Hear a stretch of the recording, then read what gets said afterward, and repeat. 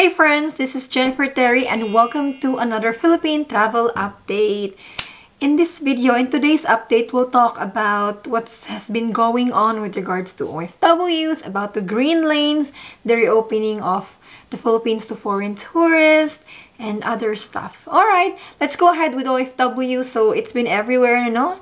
You've probably heard of this, but the ban or the deployment ban on OFWs going to Saudi Arabia has been lifted. So our dear kababayans now go to Saudi to work. There's already a formal announcement by the Secretary of Department of Labor and Employment, Secretary Bello, and Philippine Airlines also released their flight advisory saying we are ready to accept OFWs on its flights to Saudi Arabia. On the other hand, outbound OFWs, immediate families of healthcare workers, are now part of the A1 priority group. Alright, good news for them. They'll be part of the vaccine priority, A1. So OFWs flying out of the country for the next 4 months will be able to get their vaccines before they go. And when it comes to tourism, domestic tourism, the Philippines, the IATF approved 100% capacity on staycation. And swab testing requirement is removed. So this staycation is for 18 years old to 65 years old people. Yan, staycation is available, and leisure purposes, they're also able to accommodate up to 30% capacity. Now, the deployment ban has been lifted. How about yung ban 7 countries? So there is a travel ban, right, that has been imposed last, I forgot the date, but so the ban on 7 countries is meant to end on May 31, just what, 2 days from now, and we haven't heard from the government. Look guys, silence means yes, charot. Silence is actually a good sign because silence means more probably mas malaking possibility that they will lift that ban. So hopefully they will lift that ban, especially to our dear Filipinos who are stranded overseas. I don't think it's really right for them to ban our own people, Filipino citizens. Anyways, I think this is going to be lifted, but let's wait for the announcement, guys. As soon as there is an announcement, I'll let you know. For now po, we're still waiting. Hopefully, they will lift the ban, especially to our kababayans in UAE and Oman. When it comes to Cebu, that was big news the other day, right? The diversion of international flights from starting today, May 29 until June 5. So Ms. Gwen called for an emergency meeting last May 28 along with key officials in Cebu about this diversion of flights. And it is already set for Monday, May 31. Ms. Gwen, the governor in Cebu, is scheduled to meet the president. He will brief him with what is really going on, the COVID-19 situation in Cebu, and the basis for that policy on overseas on a different protocol. So this is really a good thing because I believe that, I don't know, the president hasn't been told on what's really going on and what the people are experiencing. I think it is good that the governor who understands the struggles of people will directly talk to the president. Now let's go to green lanes. So with green lanes, airlines have expressed their support. Philippine Airlines support green lane proposal for vaccinated travelers. According to the flag carrier, it's looking forward to welcome more travelers from the US and other countries when this protocol for vaccinated travelers are put in place, they said. A good number of our passengers flying in from the US have already completed their vaccine doses.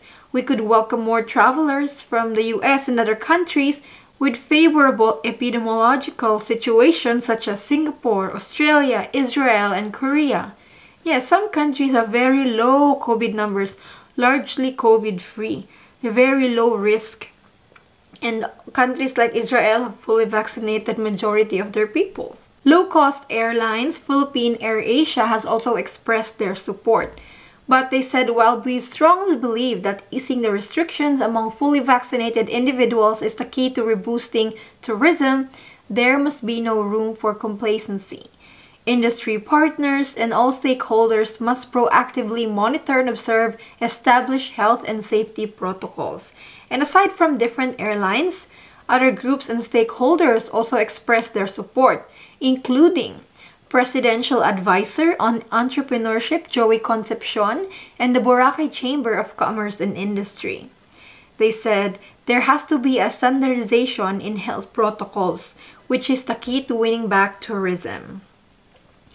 The Boracay Chamber of Commerce and Industry said there is a need to allow foreign travelers to enter the Philippines because the country's tourism industry will not survive on local tourists alone. The group said, however, that fully vaccinated tourists must still be subjected to an RT-PCR test or a COVID test. On the other hand, the Bureau of Immigration announced last night that they will be hiring more immigration officers to be deployed in NAIA. The commissioner said, "We are hoping that our international flight operations will gradually return to normal before the year ends." Following the government's aggressive, I wouldn't call it aggressive, but following the government's vaccine campaign. As the country begins to reopen its economy, perhaps so too will our borders reopen slowly. Hoping that these immigration officers will be trained immediately so that they can graduate now for the normalization of our international travel operations. That's very hopeful.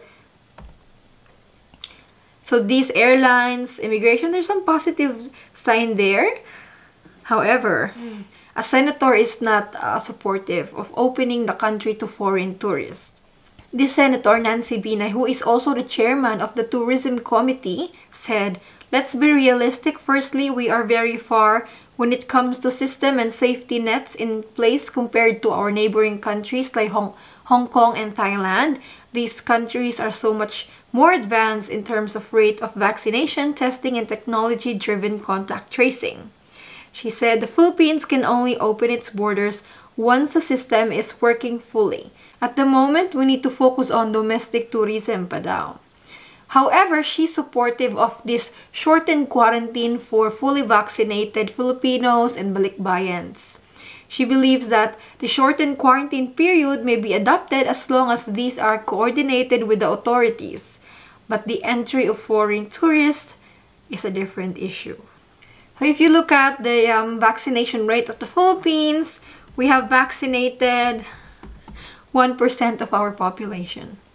I think the government has realized that herd immunity cannot be achieved this year or before the year ends.